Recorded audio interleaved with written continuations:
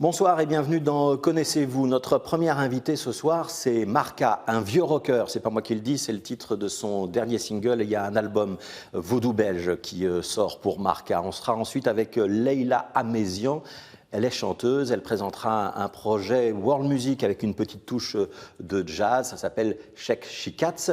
Et puis on terminera avec du théâtre et Jean-Baptiste Delcourt qui est metteur en scène et qui aura 2 pièces à voir dans les prochaines semaines au Théâtre des Martyrs. Fin d'émission, notre micro ouvert, ce sera Dominique Bella. Connaissez-vous? On est parti.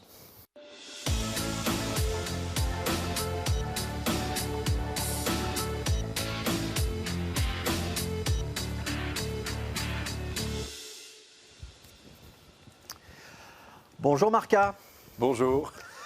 De retour à Molenbeek? Yes. Yes. Ça fait longtemps Molenbeek? Ça fait depuis toujours en fait. Ouais. Ça reste en tête toujours, hein, Molenbeek. Ça te quitte jamais. Ouais. Vous y avez grandi. Ouais. Ouais. Jusqu'à mes 20 ans.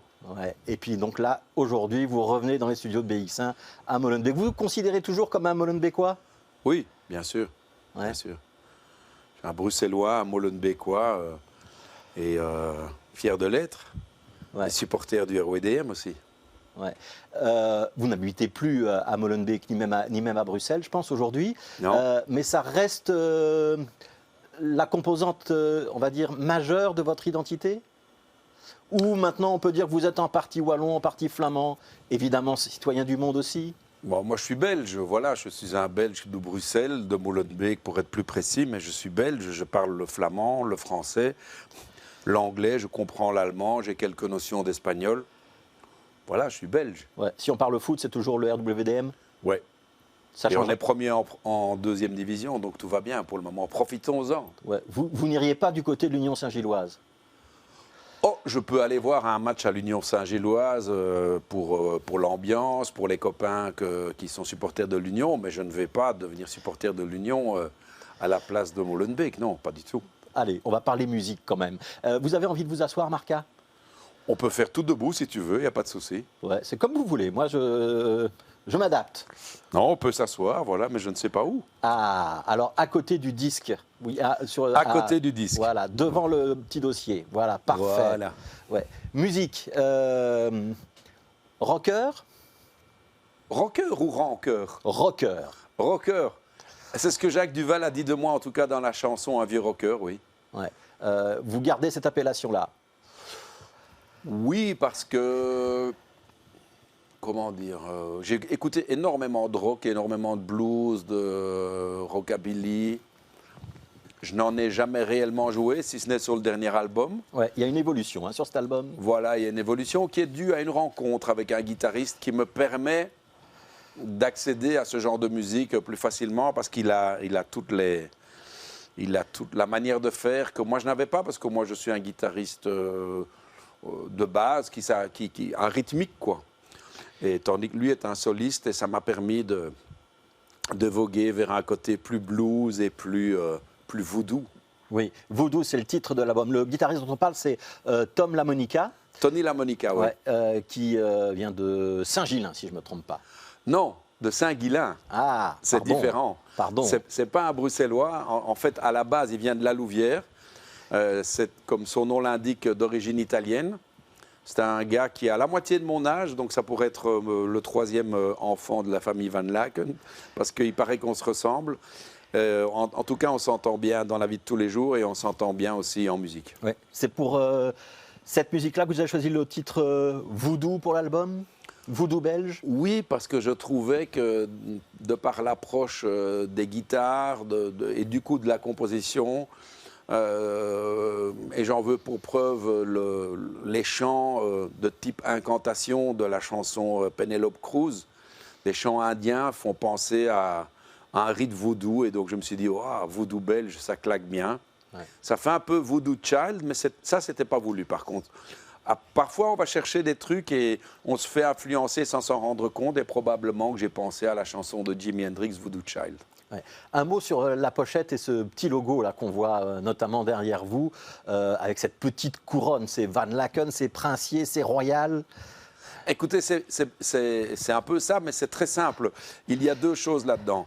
J'ai repiqué ce logo du RDCB, Royal Daring Club de Bruxelles. J'ai toujours l'original de ce logo qui était fait en tissu, qui date des années 30, qui était donc le logo du Daring de Bruxelles, avant qu'il ne vienne le Daring de Molenbeek, qui est aujourd'hui devenu le RWDM. Ça, c'est la première chose. Et en foot, quand il y a une petite couronne, ça veut dire que l'institution footballistique existe depuis 50 ans. C'est à ce moment-là qu'on devient royal. Je crois que c'est valable aussi pour les pralines. Et donc, je me suis dit qu'il était peut-être temps de dire que Marca était, en tout cas, via ça, royal. C'est pas tout à fait 50 ans de carrière, hein. Vous avez passé la soixantaine, on peut le Oui, dire. voilà. Il n'y a pas de coquetterie chez les hommes, hein, on peut le dire ça. Non, non, c'est vrai. C'est vrai que je n'ai pas tout à fait 50 ans de carrière et j'espère bien les atteindre. Mais en tout cas, je veux dire que ça fait 50 ans que je rêve de musique. Ouais. Alors, je vous propose qu'on écoute un extrait de cet album Voodoo Belge. Ce n'est pas le titre Penelope Cruz auquel vous avez fait référence tout à l'heure, c'est un vieux rocker. Et on reviendra sur la signification de ce titre juste après.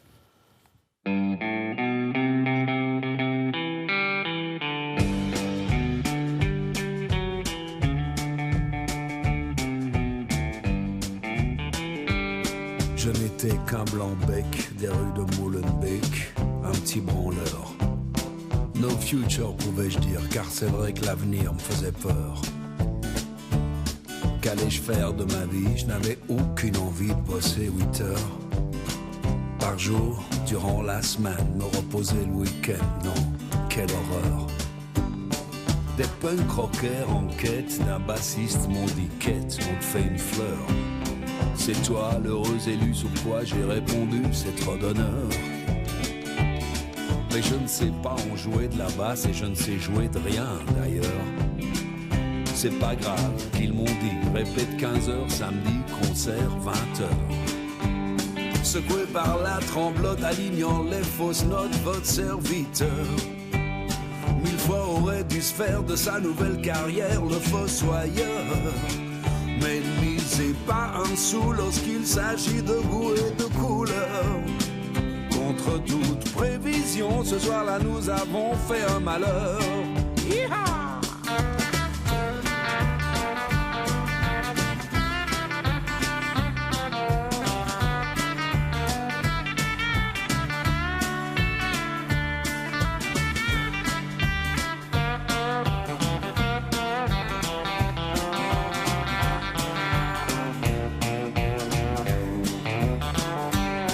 La musique m'ennuyait, mais suite à ça, j'y ai mis tout mon cœur.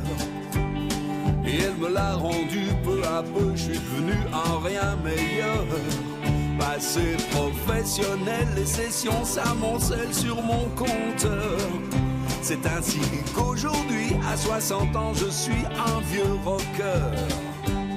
Mais c'est toujours l'amour et le Torotadour jusqu'à ce que je meure. J'arpenterai les scènes sur le rythme qu'assène mon vieux batteur. La musique fait partie à présent de ma famille et comme une sœur. Chez moi je l'ai installée, je lui ai donné la clé de ma demeure. Elle fleurit la maison, nous bénéficierons de ses faveurs. Même quand je ne serai plus là et que mon fils sera un vieux rappeur. Un vieux rappeur. Voilà, le vieux rappeur, évidemment, c'est un clin d'œil à Roméo Elvis. Vous êtes content de le revoir, ce clip, Marca? Oui, oui, parce que, en fait, le petit film de ma communion est un film que je n'ai vu que lorsque j'avais 40 ans. Ma cousine, qui est d'ailleurs visible sur le clip aussi, me l'avait refilé. Je l'ai fait digitaliser à l'époque et je me suis dit que un jour, j'en ferai quelque chose. Et quand Jacques Duval m'a écrit les paroles d'un vieux rocker, ben, directement j'ai repensé à ces images-là que vous voyez à l'instant. Et j'ai voulu refaire ces images-là qui s'ajoutent avec moi aujourd'hui au même endroit, c'est-à-dire à Molenbeek-Saint-Jean, autant pour l'endroit où je sors de l'église que pour l'endroit où je rentre dans mon ancienne maison, rue Joseph Diongre. Ouais, donc c'est bien vous, le petit garçon qu'on voit sur la vidéo. Oui, c'est moi, c'est ma maman, là. Et oui, oui. Donc c'est un petit peu émouvant aussi de les revoir, ces images. Oui, bien sûr, bien sûr. Ouais. Petit clin d'œil donc à Roméo Elvis en fin de chanson, récit autobiographique avec de l'humour et de la distance, ce premier concert improbable que vous racontez. Un Belge peut faire ça, un Français, il pourrait le faire ou pas? Il faut leur demander, je ne sais pas. Bon, il y a beaucoup d'autodérision là-dedans. Oui, mais il y a des Français qui ont de l'autodérision. Il y a quand même une école française, on va dire l'école des nuls et tout ça. Ils sont quand même pas mal dans leur genre. Mais vous faites référence à Roméo Elvis et vous avez tout à fait raison parce que je parle de lui dans les paroles. Il apparaît aussi à l'instant, vous allez voir à la fin de ces images-là, il apparaît dans le clip parce que voilà, là c'est moi, mais maintenant, paf, c'est Roméo. Et puis un peu plus tard, il y a même une référence à ma fille. Mais à vous de la trouver. Voilà, c'est Angèle, votre fille. Je le dis pour ceux qui seraient vraiment partis sur la planète Mars pendant quelques années et qui seraient complètement déconnectés. Je voudrais qu'on parle. Donc, l'album, il y a 13 titres. On a dit couleur un petit peu rockabilly, un peu les Stray Cats. Vous, au début, c'était plutôt le punk, hein? Oui. Alors, je vais devoir vous corriger parce que peut-être qu'on a dit que c'était rockabilly, peut-être que moi je l'ai dit dans certaines interviews pour ce qui concerne le style guitaristique de Tony, mais ici on est plutôt dans le blues et des riffs de blues plutôt que de rockabilly. Et un son un peu country pour ce qui est de cette chanson-ci, qui fait naturellement référence à Johnny Cash en fait. Ouais. Mais on est quand même assez éloigné de l'album précédent, on est d'accord? Oui. Mais je crois quand même qu'il y a une transition qui s'est faite depuis mes 3 derniers albums. L'album qui, juste avant Terminer Bonsoir, c'était un album en anglais qui me ramenait donc beaucoup bien vers le rock. Terminer Bonsoir était pas mal déjà au niveau, on va dire, avec des influences filmiques qui faisaient un peu référence parfois à comment s'appelle-t-il, le type qui a fait Kill Bill, là j'oublie son nom. Le réalisateur américain, Tarantino. Voilà. Quentin Tarantino. Et voilà, ici, je trouve quand même que depuis 3 albums, c'est quand même beaucoup plus rock qu'avant, on va dire. Terminer Bonsoir, c'est 2021, hein, c'est ça? Oui, il y a 2 ans. Ça veut dire qu'il y a un album tous les 2 ans à peu près dans votre carrière, ou moins que ça? Non, ça dépend. C'est difficile à dire. Entre 2011 et 2015, il y a eu 4 ans, et là, j'avais fait un spectacle où je parlais de ma vie sur scène, donc je n'avais pas fait d'album. Mais oui, je suppose que ça doit être 2-3 ans. En tout cas, c'est rarement plus que 3 ans, je dirais. Ouais, alors, il y aura la présentation de cet album en concert. Ce sera le 24 mars. Ce sera au Centre culturel à Uccle. Oui. Il y aura une petite tournée après ou il faut vraiment aller à Uccle pour vous voir? Alors, c'est à Uccle, mais ce n'est pas le Centre culturel francophone. Je joue au Centre culturel néerlandophone. Ça s'appelle het Huis.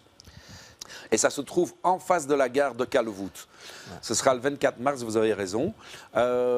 Oui, bien sûr, il y aura une tournée après, mais là, je fais d'abord les concerts de présentation à Bruxelles, à het Huis, et puis aussi à Paris, à la Maroquinerie, et ça, c'est quelques jours après. Voilà, donc le 24 mars, pour ce qui concerne la présentation à Bruxelles. Je voudrais qu'on parle un petit peu de votre style musical. Donc, vous m'avez corrigé sur rockabilly, mais moi, je note quand même 2 influences. Il y a une influence rock, et il y a parfois une influence un peu musique du monde, et notamment le premier grand titre qui vous avez lancé, qui était Accouplé, hein, Accouplé, où il y avait une succession de noms propres que vous accolliez de manière un petit peu improbable, qui est un titre qui avait quand même assez bien marché, notamment en France aussi.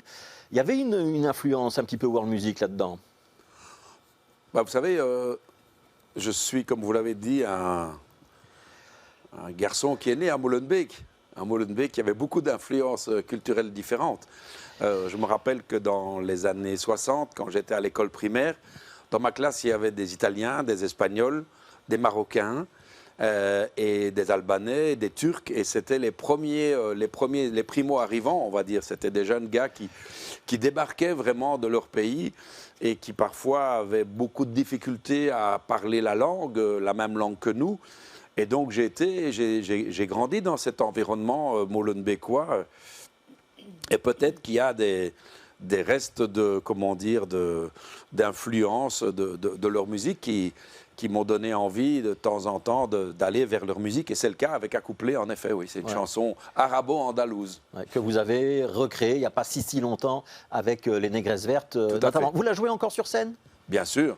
Je suis obligé, ça fait partie de mes highlights. Il y a quelques chansons comme ça dont je ne peux me départir et qui me rappellent trop de bons souvenirs. Et puis, vous savez, et d'ailleurs, si vous faites un peu de radio, vous devez être au courant de ça, les radios ne passent pas les vieux chanteurs comme moi. Ils préfèrent passer les jeunes. C'est mon tour de vous corriger. Sur la radio de BX1, on vous passe, Marca. Oui, mais attendez, mais vous passez probablement mes vieilles chansons. Et on a aussi passé le vieux rocker. Alors vous pouvez me reprendre et j'accepte votre reprise. Voilà. On a aussi passé le vieux rocker. Et on va programmer Penelope Cruz. Voilà. Ah, génial. Voilà. On parle des concerts. Moi, je voudrais parler des clips aussi, parce que donc il y a ce clip avec ces images d'archives familiales que vous recyclez. C'est important pour vous les clips. Dès le début, il y avait des clips avec vous. Hein. Et il y a une forme de création. Vous travaillez avec des réalisateurs. Comment ça se passe? Oh, tout est permis. Je me suis retrouvé à travailler avec des réalisateurs qui imaginaient tout pour moi et pour lesquels je donnais, on va dire, mon avis sur l'une ou l'autre chose. Et puis, il y a des clips où j'ai tout fait tout seul. Ici, on va dire que c'est un travail avec un copain qui s'appelle Gérardo Mara, qui est un gars qui fait de la télé et qui m'a aidé sur plusieurs clips, entre autres celui-ci. Alors c'est facile pour moi parce que je lui dis ce que je veux et il essaye de mettre ça en image. Moi, je serais incapable de le faire. Donc c'est un travail souvent de duo. Mais il arrive que je fasse tout à fait confiance à des réalisateurs si le courant passe bien et si naturellement ça rentre dans mon univers qui est souvent, comme vous le dites, on va dire teinté d'autodérision et de... Je trouve que c'est toujours chouette de ne pas trop se prendre au sérieux. Ici, par exemple, j'ai absolument voulu mettre mes charentaises dedans pour faire... aller à l'encontre du titre « Un vieux rocker » qui est quand même en charentaise, c'est un peu ridicule. Et j'aime encore assez bien me ridiculiser moi-même parce que quand je le fais moi, ben les autres, ça leur laisse moins de place pour le faire à ma place. On est un peu dans la filiation du daron, hein, qui était un de vos titres précédents, où il y avait aussi cette réflexion sur l'âge et sur la génération. Alors, il y a une génération montante, évidemment, avec vos enfants, comme beaucoup de succès. C'est un truc qui vous travaille, ça, un petit peu? L'idée que vous n'êtes plus la génération qui est en haut du podium? Alors, deux choses. La première, c'est que c'est bien que vous preniez la référence du daron, parce que là aussi, c'est Jacques Duvall qui a fait les paroles. Donc, bravo. Alors, pour répondre à votre question, oui, le temps qui passe n'est agréable pour personne. Quand vous avez des enfants qui réussissent... comme les miens réussissent et qu'ils ont choisi de faire le même métier que vous, ce n'est pas que évident. On a parfois l'impression que d'un grand coup de balai, ben, on essaie de vous mettre sur le côté, ce qui n'est pas vraiment le cas, mais on ne peut pas s'empêcher de penser à ça. Vous savez, je suis devenu le père d'eux. C'est très gentil d'inviter Marca aujourd'hui, le chanteur, le vieux rocker. Peut-être que cette chanson va me redonner la place qui est la mienne, on va dire, c'est-à-dire d'un vieux rocker qui fait de la musique depuis longtemps. Et il y avait aussi, on pourrait dire la thématique, si un jour je reviens. Hein, voilà, ça fait quand même partie des choses qui visiblement vous travaillent ou travaillent vos auteurs qui s'expriment à travers vous. Hein. Cette idée du retour, du comeback, oui, il va falloir qu'il y ait quelque chose qui marche, quoi. Ouais, ben, je crois que j'ai réussi ma vie et ma carrière. J'ai toujours des aspirations, il y a toujours des choses auxquelles j'ai envie d'arriver, mais je viens d'une famille où il n'y avait pas de musiciens. Je viens d'une famille où mon papa conduisait le camion de la poubelle et ma maman amenait le café dans un ministère. Il n'y avait pas d'artistes dans la famille. Je suis le premier à être sorti de ce no man's land culturel qui était à la fois ma famille, mais même la commune à Molenbeek. À l'époque, il n'y avait rien, il faut bien le dire. Donc je crois que de par le fait que j'ai rencontré mon épouse et qu'à deux, ben, on était un couple d'artistes finalement. C'est Laurence Bibot, hein, votre épouse. Laurence Bibot, oui, pardon. On a fait des enfants qui ont été, eux, élevés dans un terreau tout à fait artistique. Je suppose que ça leur a donné l'envie, peut-être facilité la tâche, bien que je ne crois pas que ce soit facile d'être à ce moment-là. Eux étaient les enfants d'eux. Voilà. Maintenant, ça a changé, mais à l'époque, c'était ça. Donc, oui, il y a chez moi une envie de continuer. Il y a le temps qui passe, mais vous savez, en fait, ce qui est intéressant, c'est qu'à la fin du compte, et j'espère que ça se voit sur mon visage, je suis content de faire mon métier encore à 62 ans. Ouais. Et vous savez quoi, Marca? Moi, je suis sûr que l'année prochaine, ou dans 2 ans, vous serez à nouveau dans ce studio pour reparler d'un nouveau titre. Mais bien sûr. Et c'est ça la bonne nouvelle. Ça s'appelle Voodoo Belge, c'est l'album, il vient de sortir, il y a quoi, 2 semaines, 3 semaines? Il est sorti le 3 février. Voilà, donc c'est vraiment tout récent. Il y a le vieux rocker qu'on a entendu, mais il y a d'autres titres qui vont commencer à tourner sur les radios, en tout cas les bonnes. Et il y a donc le concert qui est donc le 24 mars à Uccle. On va accueillir un autre invité à côté de vous. À votre gauche, il y a un album. Oui. Est-ce que vous pouvez me lire le titre de cet album? J'espère que je vais bien lire. Cheikh Chikhatz. Voilà. Est-ce que vous connaissez Cheikh Chikhatz? Non. Non. Alors, il y a aussi écrit Bnet Shahabi. Voilà. Est-ce que vous connaîtriez Leïla Amézian? Je l'ai rencontrée dans les loges tout à l'heure. Donc vous allez faire je peux dire que je la connais un tout petit peu. Vous allez faire plus ample connaissance.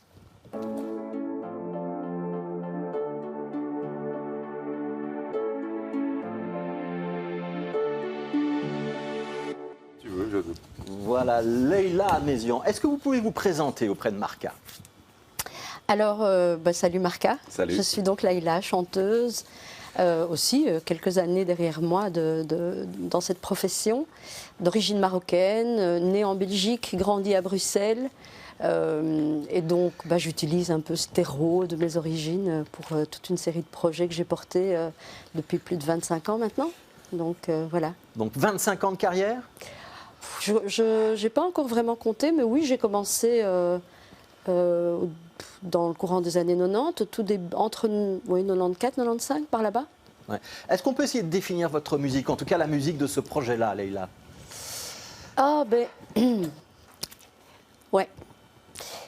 En tout cas, ce projet-là, Cheikh Chikhatz Bnet Shahabi, c'est une rencontre entre des univers musicaux qui m'ont fait et qui m'ont nourri et avec lesquels j'ai grandi.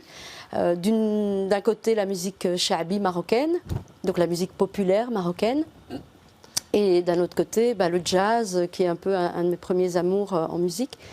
Et donc, j'ai toujours rêvé à un projet où je pourrais justement faire se rencontrer ces deux univers qui ont l'air opposés, mais qui en fait... opposés, qui ont l'air d'être très, très étrangers l'un à l'autre, mais en fait qui ont quand même des points communs. Ouais. Ça veut dire qu'il y a un ensemble qui s'appelle Cheikh Chikhatz, et puis il y a un ensemble qui s'appelle Bnet Shahabi, et vous avez réuni les deux. Exactement. Mais vous pouvez prononcer mieux que moi, expliquez-le. Alors, la première étape du projet, ça a été les Cheikh Chikhatz. Cheikh qui veut dire, noble, ancien, et Cheikha qui est le féminin de Cheikh. Et en fait, j'ai voulu mêler ces deux mots qui n'ont pas toujours la même connotation. Autant Cheikh a une connotation plutôt positive, noble, autant la Cheikha, c'est plutôt une femme de mœurs assez légères, qui est donc une des plus anciennes chanteuses marocaines. Ouais. Vous êtes en train de me dire que les stéréotypes de genre dévalorisants qu'on trouve dans la langue française, on les retrouve exactement dans la langue arabe. Eh oui. Et oui, donc voilà, j'ai voulu vraiment mettre ces deux mots ensemble pour un peu justement dire, on peut cohabiter malgré ces deux connotations. Ouais. Et donc j'ai fait se rencontrer à cette époque-là des musiciens jazz, dont Laurent Blondiot, le trompettiste, avec qui j'ai commencé à faire tout un travail d'arrangement et de travail sur ce répertoire shahabi, et des chanteuses qui ne sont pas nécessairement d'origine marocaine, mais que j'ai invité à chanter ce répertoire avec moi. Et puis, à un moment donné, il m'a manqué dans ce projet, et ça a été la deuxième étape, il m'a manqué un côté plus roots, plus lié à ce répertoire de femmes, ce répertoire traditionnel porté par les femmes dont ma maman, enfin c'est cette génération-là, c'est un peu un hommage à cette génération-là aussi. Et donc j'ai invité un groupe de femmes marocaines qui interprètent en fait ce répertoire encore aujourd'hui dans des mariages et des fêtes privées. Et qui viennent du Maroc? Non, qui vivent ici.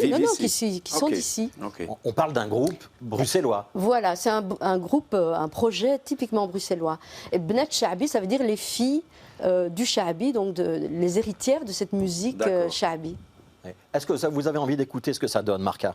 Oui, tout à fait. Et ça me fait penser à un groupe de chanteuses du nord de l'Espagne qui s'appelle Yalma, et qui, elles aussi, se sont mis ensemble pour continuer et perpétrer les genres musicaux liés à leur région. Ouais, oui. Et donc, oui, bien sûr que ça m'intéresse. Eh ben, on va Bien sûr. écouter un extrait de cet album, Cheikh Chirat et Bnet Chabi. C'est une complainte Chabi, on explique après ce que c'est.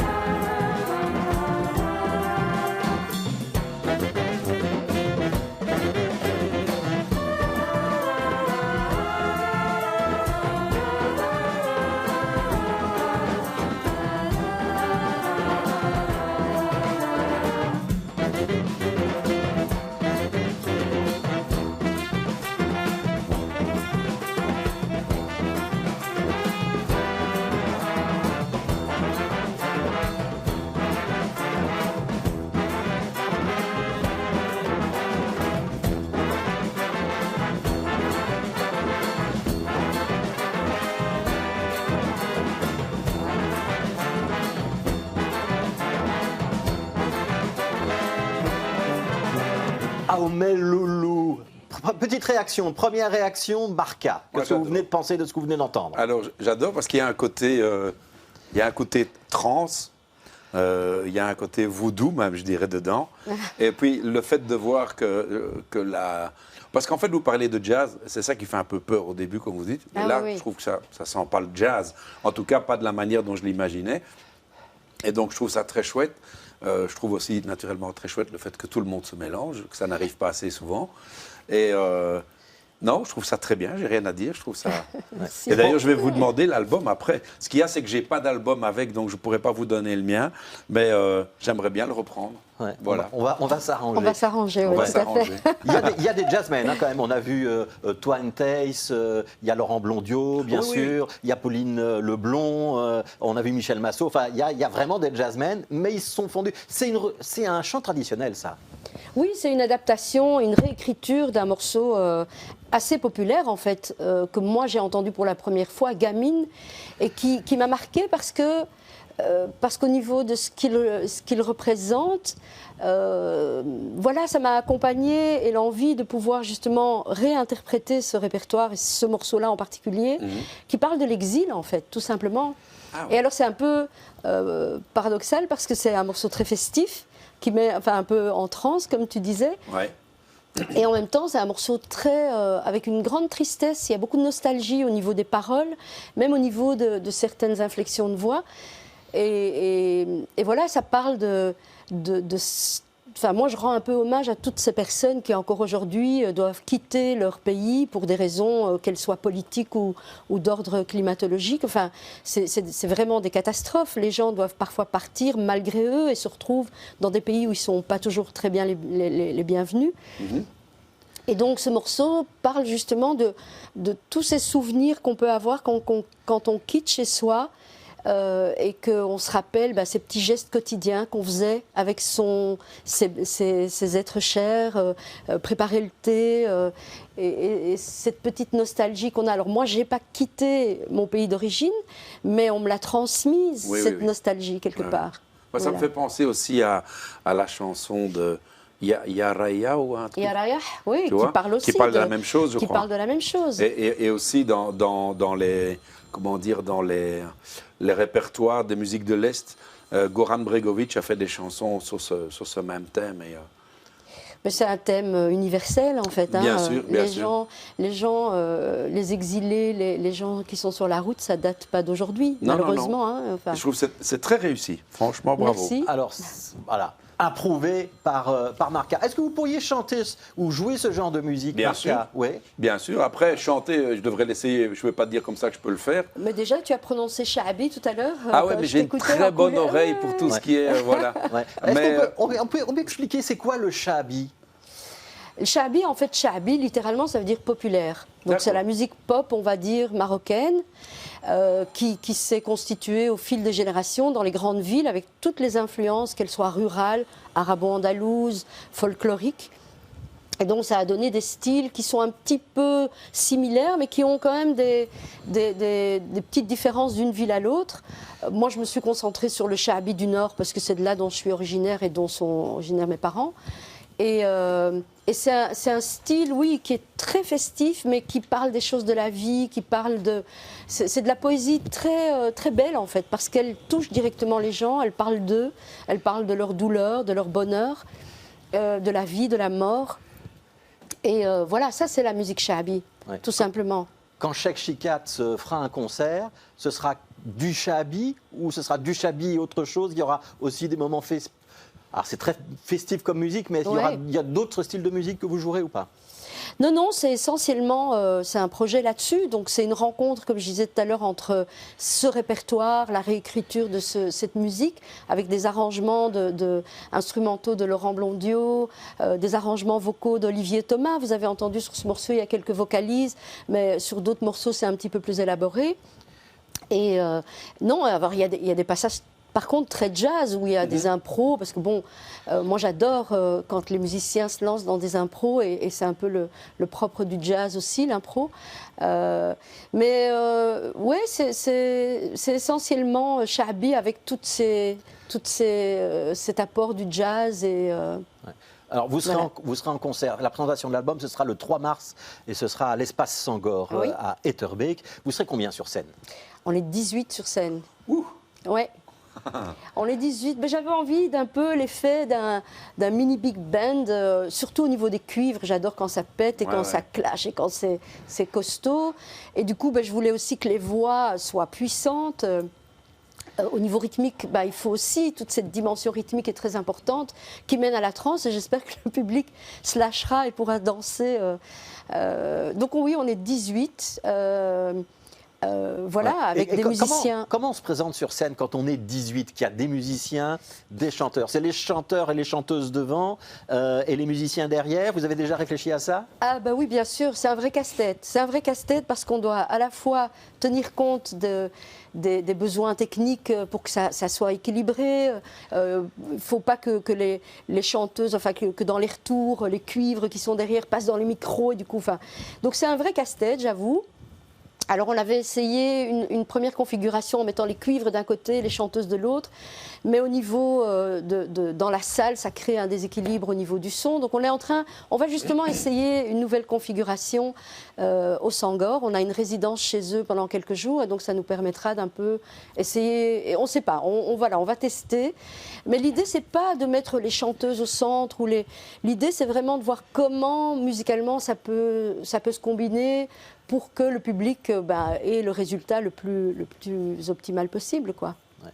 Marca, Oui. l'acoustique, la présentation du groupe sur scène, et l'aspect visuel, ça demande beaucoup de travail aussi, ou c'est plus ou moins spontané? On est dans l'énergie rock-punk et on débarque, on arrive et vous allez bien voir ce que ça donne, ou c'est beaucoup plus travaillé que ça?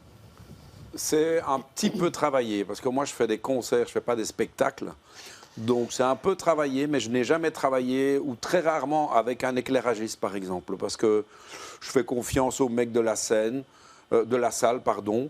Donc c'est vrai que je ne fais pas très attention à ça. On est plus proche de cet esprit du début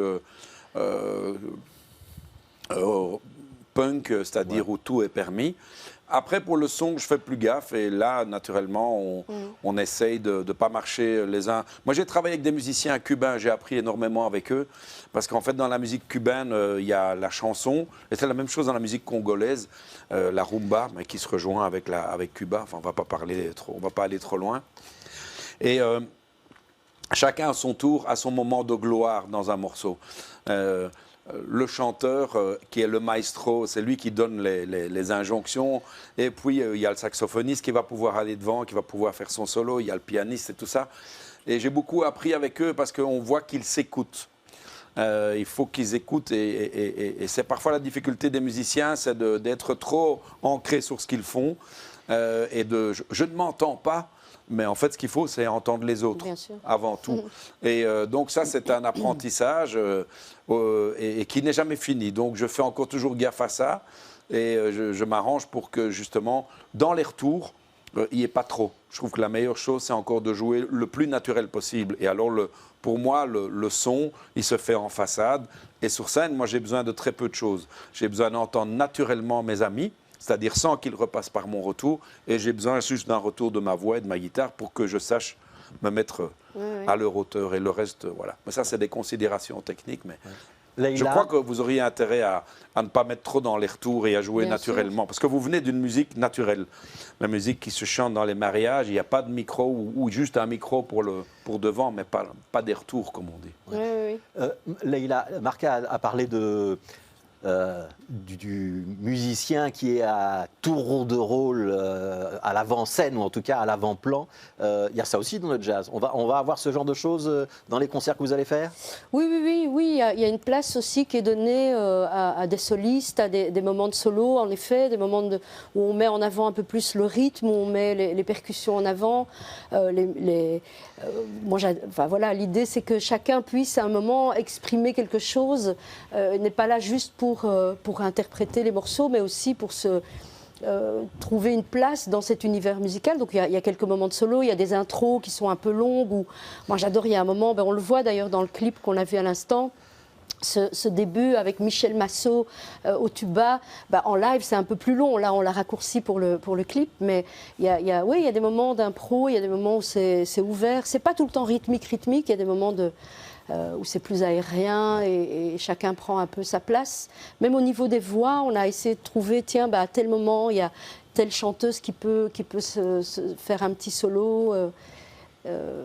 On se répartit l'espace et le moment de gloire. Ça s'appelle Cheikh Chikatz et Bnet Chabi. Je ne le prononce sûrement pas comme il faut, mais vous avez compris l'idée.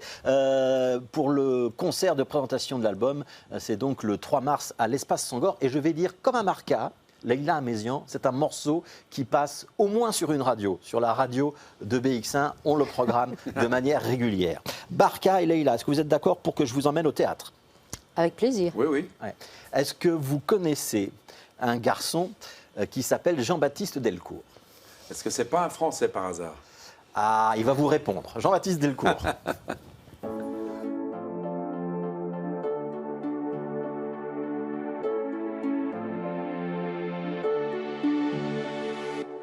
Alors, Jean-Baptiste Delcourt, vous pouvez répondre à Marca. Oui, effectivement, je suis français, je viens du sud-ouest de la France. Et ça fait 14 ans que je suis ici maintenant, peut-être même un peu plus. Je suis venu faire l'INSAS ici. J'ai fait mon école de théâtre à Bruxelles et on m'a accepté, du coup je suis resté. Ouais. Metteur en scène. Oui. À l'affiche en ce moment, enfin dans les prochaines semaines au Théâtre des Martyrs. Toujours français ou moitié belge? Vous diriez quoi de votre identité? Alors je suis toujours français officiellement, après je réside ici et c'est vrai que je pense à demander ma double nationalité. Voilà. Voilà.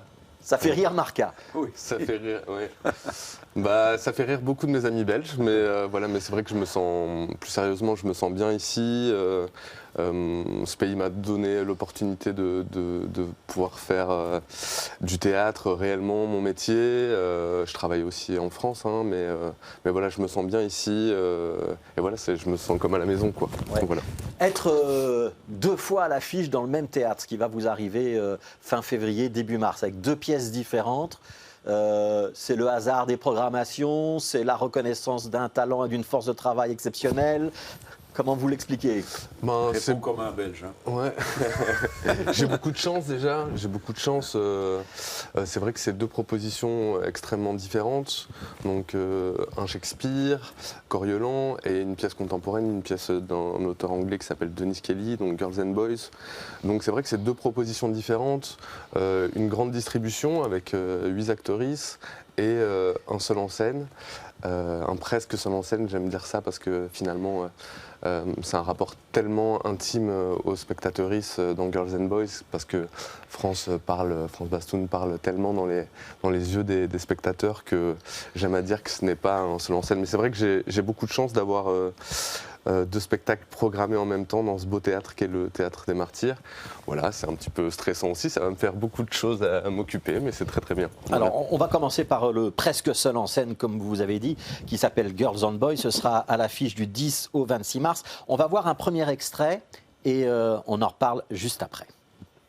J'ai rencontré mon mari dans la file d'embarquement d'un vol EasyJet.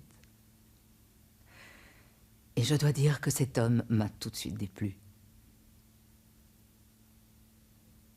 C'était en Italie. J'étais partie voyager sans but particulier, ni pour genre voir le monde, mais parce que je ne savais plus ce que j'étais en train de foutre de ma vie, et que j'étais tout simplement incapable d'imaginer me mettre à chercher un boulot de merde de plus. Alors j'ai donné ma démission, j'ai récupéré mon dernier salaire, la caution d'appartement, et une belle carte de crédit toute neuve. Et j'ai planté une aiguille sur une carte du monde, décidé à partir là où elle tomberait, genre Paris, Calcutta, New York ou Dubaï. C'est tombé sur Southampton. Ça aurait pu être n'importe où et c'est tombé sur Southampton. Donc Southampton. Première réaction, Marca, qu'est-ce que vous imaginez de cette pièce à partir de l'extrait que vous venez de voir? Oula, qu'est-ce que j'imagine de cette pièce? Ben, je trouve que la comédienne a l'air drôle. Elle a un côté qui me donne envie de croire qu'on va rigoler quand même. C'est tout à fait exact. Ça commence vraiment comme du stand-up, comme un spectacle assez drôle qui prend à partie le public et puis on glisse vraiment petit à petit vers le drame. Et en fait, elle annonce les choses dès le début. Elle commence le texte en disant « J'ai rencontré mon mari dans la file d'attente d'un vol EasyJet et cet homme m'a tout de suite déplu. » Voilà. Et donc, en fait, c'est justement là où on nous coupe l'herbe sous le pied. C'est qu'on rigole beaucoup au début. Elle nous raconte une anecdote, l'anecdote de cette rencontre avec cet homme.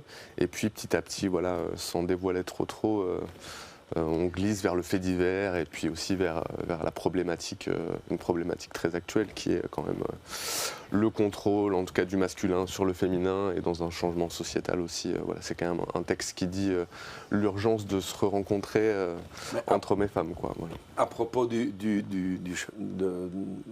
côté masculin-féminin, tu as dit 2 mots là tantôt qui le vieux monsieur que je suis m'ont heurté parce que tu as dit spectatrice et voilà. actrice. Moi je parle pas encore comme ça. Ben non, moi aussi je me suis posé la même question. Donc je me suis dit tiens, oh là, il faut que je fasse gaffe, il faut que je me remette en question encore une fois. C'est aussi, même pour moi, on essaie de se déconstruire et d'avancer un petit peu dans voilà, même le langage. En fait, la violence commence par le langage. Et voilà, du coup, on essaye de discriminer le moins possible, d'être inclusif, comme on dit. Voilà, moi, ça m'arrive aussi en tout cas, j'essaie d'y penser. Voilà, de plus en plus. Ouais, on a dit que ça commençait de manière légère, ça finit pas du tout de manière légère. On est plutôt dans le drame. Je vous propose qu'on voit un deuxième extrait. On s'était toujours disputé. Mais il y avait des limites qu'on ne dépassait pas, vous voyez ? Comme si quelque part dans ces moments-là, vous vouliez protéger la personne que vous aimez alors que vous n'avez qu'une envie, c'est de lui foutre un gros coup de marteau dans les dents. Mais là, c'est comme si tous les freins avaient lâché et qu'on dévalait la pente à toute vitesse avec une seule envie, faire mal à l'autre. Vous vouliez juste qu'il souffre.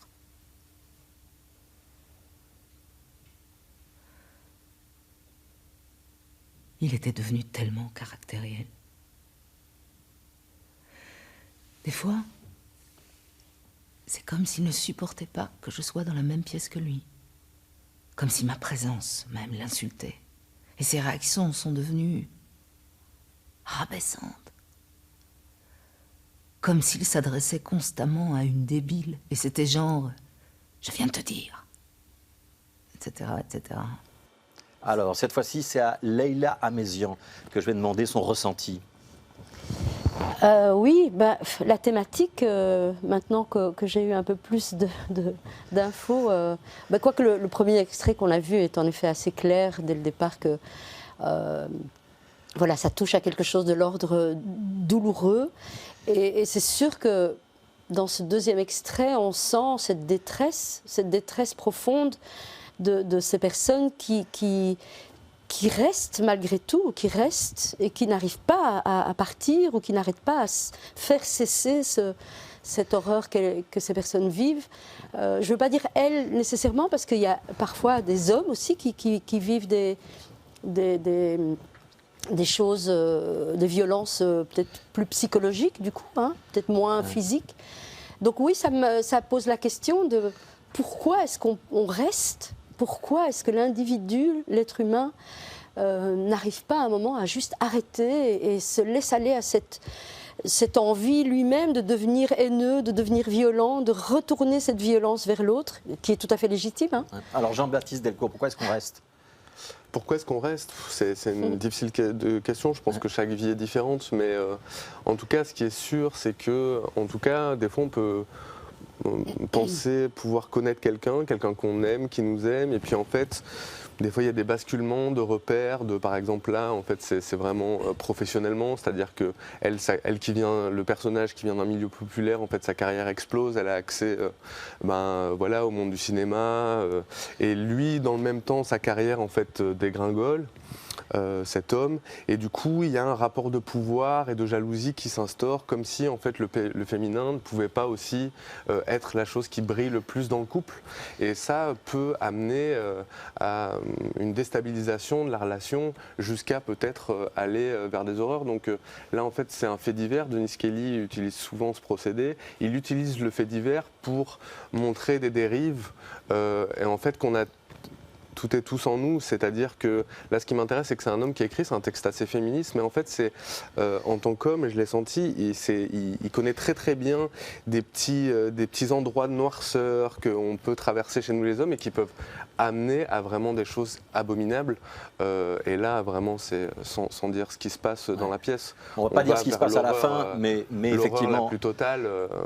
Il y a une tension extrême quand même, on doit dire ça. Il y a une grande tension, mais le fait divers c'est peut-être pas c'est peut-être pas la chose la plus importante. Ce qui est intéressante, c'est ces petites noirceurs qu'on a en nous et qui peuvent vraiment amener à des choses qui sont atroces. Donc c'est bien de les regarder en fait pour pouvoir justement les éviter et puis être vraiment dans le rapport, quoi.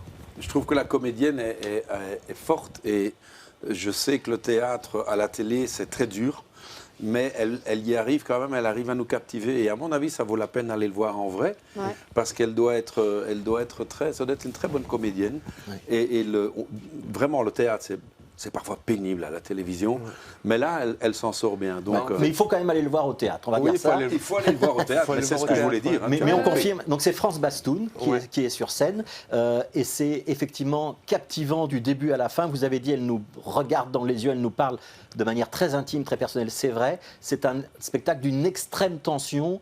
Ça commence de manière légère, ça finit de manière dramatique. Ça parle de violence conjugale, ça parle de domination masculine, et on ne ressort pas de là indemne. Je dis aussi, il faut quand même y aller en se disant, je vais quand même prendre une belle gifle. On est d'accord avec ça ? Absolument. Et France d'ailleurs a eu le prix d'interprétation cette année au prix Materlingue de la critique, notamment, ainsi que pour le spectacle Mademoiselle Agnès de Philippe Séreuil. Et donc c'est à voir du 10 au 26 mars au Théâtre des Martyrs. On a encore 2-3 minutes, je voudrais qu'on parle d'un autre spectacle qui s'appelle Coriolan, Jean-Baptiste Delcourt. Il n'y a pas d'extrait, on va voir des images, est-ce que vous pouvez, donc on est dans un tout autre registre, expliquez-nous Coriolan, c'est d'après Shakespeare, donc c'est presque le texte de Shakespeare. C'est le texte de Shakespeare qui est adapté, mais voilà, on a vu Soufiane El Boupsi, le rôle-titre, voilà, donc ça c'est la scénographie du spectacle. Voilà, donc c'est une pièce de Shakespeare, c'est la dernière pièce de Shakespeare en fait qu'il ait écrite. Voilà, ça commence par une révolte pour le prix du pain. Et donc là on est en costume, hein, c'est pas du tout la même époque. Hein. Non, donc en fait les costumes, en fait j'ai voulu qu'on soit à la fois dans le passé, dans le présent, mais aussi dans une dystopie, que ça soit plus de la symbolique, qu'on se dise pas bah tiens je vais faire ça, je sais pas, à la Seconde Guerre mondiale ou par rapport à des faits historiques précis.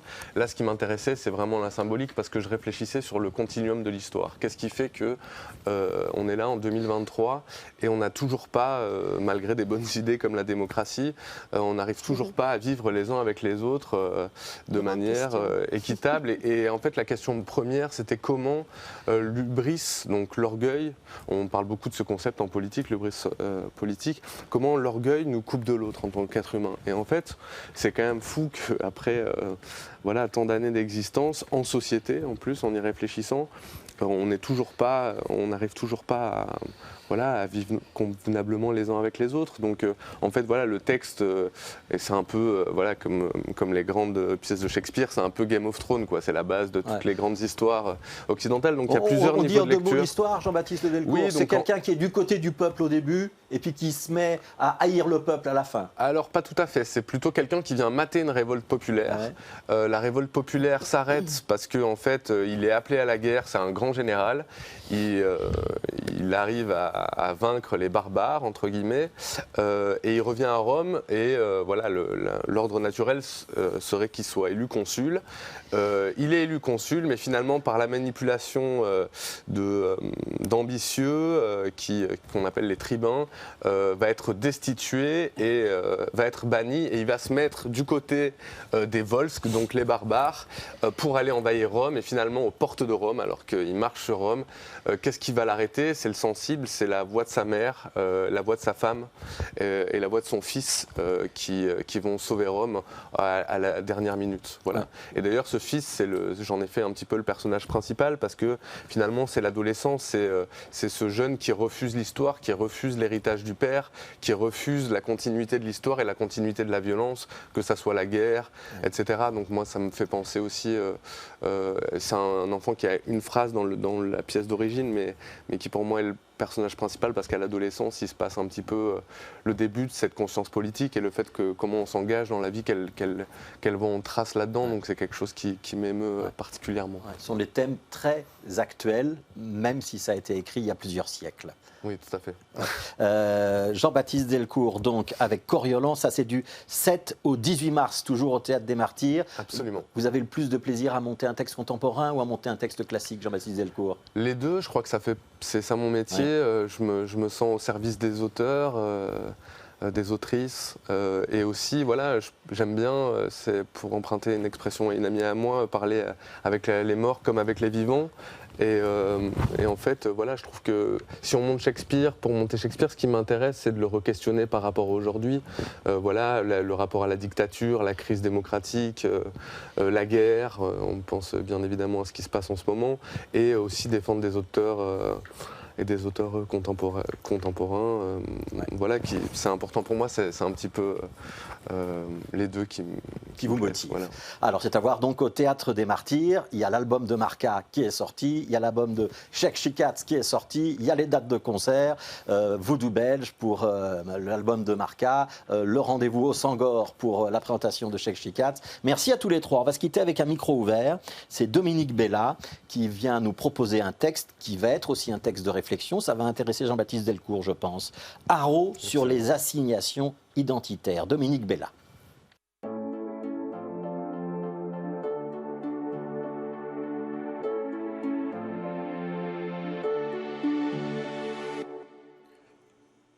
Mettons tout de suite les pieds dans le plat. Déchaînons les passions. Alimentons les débats. Au risque de frustrer les plus pincés d'entre nous, les suiveurs, les amoureux du passé sale, des conquêtes non avouées, des écorchés du territoire qu'ils ou qu'elles ne veulent pas lâcher. Connaissez-vous de noms blancs de non-blanches, directeurs ou directrices d'institutions publiques culturelles en Belgique? Combien de collaborateurs ou de collaboratrices non-blanches ou non-blancs permanents y a-t-il dans des théâtres publics? Si oui, à quel poste? Si des non-blancs existent sur les plateaux, dans quelle proportion par rapport aux blancs ou aux blanches? S'il y a des noirs, des arabes, des latins, des asiatiques dans les programmes, quel rôle jouent-ils? Je me permets de poser ces questions au monde de la culture, aux politiques et plus précisément aux directeurs et directrices des théâtres publics belges. C'est une vérité de la palisse. Les discriminations socio-professionnelles qui existent, comme dans bien d'autres domaines du travail, sont plus que visibles dans le champ culturel belge. Au diable les non-dits, assez de langue de bois. On s'étonne alors qu'un ou qu'une artiste de couleur ait une démarche artistique en dehors de son champ biologique ou culturel. Le piège de l'identité nous tient tous et toutes. Va faire du Sonulabou Tansi, cher ami, balance un directeur de théâtre à un ami à moi qui veut faire du Daniel Keane. Ici, on est à la recherche d'un comédien noir subsaharien parlant le lingala. Au moins, on est sûr de ne pas se tromper, non? Pleurons sur notre société qui se refuse à apprendre de son passé, à corriger les incohérences, à accepter les différences, à évoluer. Les femmes et les hommes noirs sont bien plus souvent présents au poste de gardien de sécurité, techniciens ou techniciens de surface, réceptionnistes au théâtre, vendeurs ou vendeuses de tickets, plutôt que directeurs ou directrices d'institutions ou simplement d'artistes programmés. Comment ne pas s'étonner donc de ces représentations stéréotypées, aussi ancrées qu'inconscientes, mais puissamment agissantes? Combien de fictions en Belgique laissent place à des personnages non blancs dans des rôles dépassant des clichés? Pour les femmes, techniciennes de surface, nounous ou prostituées, pour les hommes, dealers ou agents de sécurité. Combien de projets de spectacles ou de films permettent à des acteurs non blancs de jouer des personnages incolores, c'est-à-dire dont la couleur n'est pas explicitement mentionnée? Et je ne parle pas ici de la question métisse, où la couleur est plus acceptable dans le regard des Blancs. En tant qu'artistes de couleur, nos marges de manœuvre sont plus qu'étroites. Je m'aventure ici sur un terrain glissant parce que ces revendications ne sont pas tolérées. Il s'agit pour moi simplement d'interroger la répartition des places et des parts pour être traités d'égal à égal dans un système qui repose sur l'exclusion et la domination. Et je sais de quoi je parle. Haro sur les assignations identitaires, c'est un texte de Dominique Bella. Je ne vous dis pas la semaine prochaine, parce que la semaine prochaine, ce sont les congés scolaires. Connaissez-vous reviendra dans 3 semaines. Profitez bien et à bientôt.